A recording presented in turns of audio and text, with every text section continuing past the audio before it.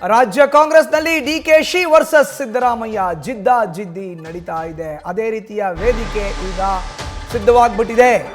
ರಾಜ್ಯದಲ್ಲಿ ಕಾಂಗ್ರೆಸ್ನಲ್ಲಿ ಪ್ರಮುಖವಾಗಿ ಡಿಕೆಶಿ ವರ್ಸಸ್ ಸಿದ್ದರಾಮಯ್ಯ ಜಿದ್ದಿ ನಡೀತಾ ಇದೆ. ರಾಜ್ಯದಲ್ಲೂ ಕೂಡ ಮಧ್ಯಪ್ರದೇಶ ರಾಜಸ್ಥಾನ ಪರಿಸ್ಥಿತಿ ನಿರ್ಮಾಣ ಆಗತ್ತಾ ಅನ್ನೋ ಪ್ರಶ್ನೆ ಎದುರಾಗಿದೆ.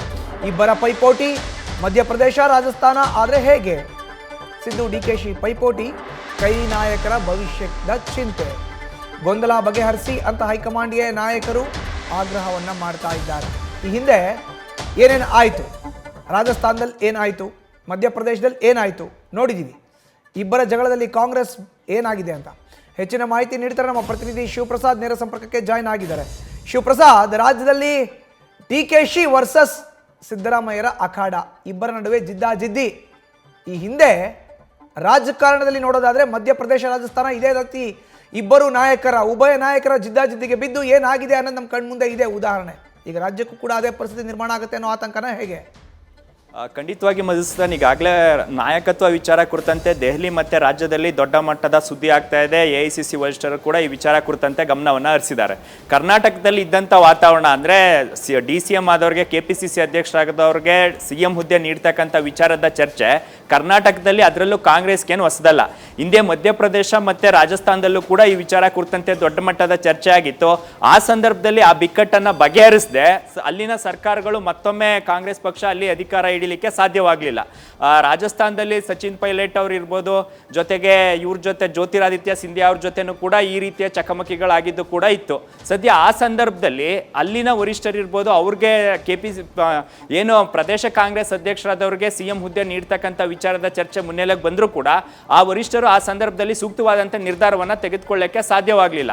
ಹಾಗಾಗಿ ಸದ್ಯ ಕರ್ನಾಟಕದಲ್ಲೂ ಕೂಡ ಈಗ ಇದೇ ಪರಿಸ್ಥಿತಿ ಇರೋದ್ರಿಂದ ಈ ಬಿಕ್ಕಟ್ಟನ್ನು ಕೂಡಲೇ ಹೈಕಮಾಂಡ್ ನಾಯಕರು ಬಗೆಹರಿಸಲಿ ಅಂತಕ್ಕಂಥ ಆಗ್ರಹ ಖುದ್ದು ರಾಜ್ಯದಲ್ಲಿ ಇರ್ತಕ್ಕಂಥ ಕಾಂಗ್ರೆಸ್ ನಾಯಕರಿಂದ ಕೇಳಿ ಬರ್ತಾ ಇದೆ. ಮತ್ತೊಂದು ರಾಜಸ್ಥಾನ ಮತ್ತು ಮಧ್ಯಪ್ರದೇಶ ಆಗೋದು ಬೇಡ ಎಂಬತಕ್ಕಂಥ ಆಗ್ರಹದ ಜೊತೆಗೆ ಈಗಿರ್ತಕ್ಕಂಥ ಗೊಂದಲಗಳನ್ನು ಬಗೆಹರಿಸಿ ಸುಗಮವಾಗಿ ಸರ್ಕಾರ ನಡೆಯಲಿಕ್ಕೆ, ಜೊತೆಗೆ 2028ಕ್ಕೂ ಕೂಡ ನಮ್ಮದೇ ಸರ್ಕಾರ ಬರಬೇಕು, ಈ ನಿಟ್ಟಿನಲ್ಲಿ ವರಿಷ್ಠರು ಗಮನ ಹರಿಸಲಿ ಅಂತಕ್ಕಂಥ ಆಗ್ರಹವನ್ನು ಕೂಡ ಮಾಡ್ತಾ ಇದ್ದಾರೆ.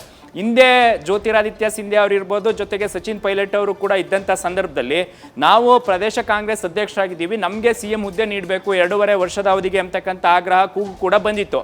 ಆ ಸಂದರ್ಭದಲ್ಲೂ ಕೂಡ ಸರ್ಕಾರ ಅವ್ರದ್ದೇ ಆದಂಥ ಶಾಸಕರ ರಾಜೀನಾಮೆ ನೀಡ್ತಕ್ಕಂಥದ್ದು ಇರ್ಬೋದು, KPCC ಅಧ್ಯಕ್ಷರಿಗೆ ಏನೋ ಈಗ ಇಲ್ಲಿ ಕೇಳಿ ಬರ್ತಾ ಇದೆ ರಾಜ್ಯದಲ್ಲಿ, ಇದೇ ಮಾದರಿಯಲ್ಲೂ ಕೂಡ ಅಲ್ಲಿ ಪ್ರದೇಶ ಕಾಂಗ್ರೆಸ್ ಅಧ್ಯಕ್ಷರನ್ನ ಕನ್ಸಿಡರ್ ಮಾಡಬೇಕು ಎಂಬತಕ್ಕಂಥ ಆಗ್ರಹದ ಜೊತೆಗೆ ಕೆಲವೊಂದಿಷ್ಟು ಶಾಸಕರು ದೆಹಲಿಗೂ ಕೂಡ ತೆರಳಿದ್ರು. ಸದ್ಯ ಈಗ ರಾಜ್ಯದಲ್ಲೂ ಕೂಡ ಅದೇ ಮಾದರಿಯಲ್ಲಿ ಚರ್ಚೆ ಮತ್ತೆ ಶಾಸಕರು ದೆಹಲಿಯಲ್ಲಿ ವರಿಷ್ಠರನ್ನ ಭೇಟಿಯಾಗಿ ಚರ್ಚೆ ಮಾಡ್ತಾ ಇರೋದ್ರಿಂದ ಸದ್ಯ ಕರ್ನಾಟಕದಂಥ ಬಲಿಷ್ಠ ರಾಜ್ಯದಲ್ಲಿ ಈ ರೀತಿಯ ಗೊಂದಲ ಮೂಡೋದು ಬೇಡ, ನಮ್ಗೆ ಇನ್ನೂ 2.5 ವರ್ಷ ಅವಧಿ ಇರೋದ್ರಿಂದ ಈ ಬಗ್ಗೆ ವರಿಷ್ಠರು ಗೊಂದಲವನ್ನು ಬಗೆಹರಿಸಲಿ ಅಂತಕ್ಕಂಥ ಆಗ್ರಹ ಕೂಡ ಮಾಡ್ತಾ ಇದ್ದಾರೆ. ಸದ್ಯ ಎಲ್ಲ ವಿದ್ಯಮಾನಗಳ ಕುರಿತಂತೆ ವರಿಷ್ಠರು ಮಾಹಿತಿಯನ್ನು ಕಲೆ ಹಾಕಿದ್ದು ಕರ್ನಾಟಕದ ಮಟ್ಟಿಗೆ, ಅಂದರೆ ಅವ್ರಿಗೂ ಕೂಡ 2.5 ವರ್ಷ ಅವಧಿ ಇನ್ನೂ ಇರೋದ್ರಿಂದ ಸದ್ಯಕ್ಕೆ ಈ ರೀತಿ ಗೊಂದಲಗಳು ಉಂಟಾಗೋದು ಬೇಡ ಎಂಬತಕ್ಕಂಥ ವಿಚಾರ ಕುರಿತಂತೆ ವರಿಷ್ಠರು ಅಲರ್ಟ್ ಆಗಿದ್ದಾರೆ ಎಂಬತಕ್ಕಂಥ ಮಾಹಿತಿ ಲಭ್ಯವಾಗ್ತಾ ಇದೆ.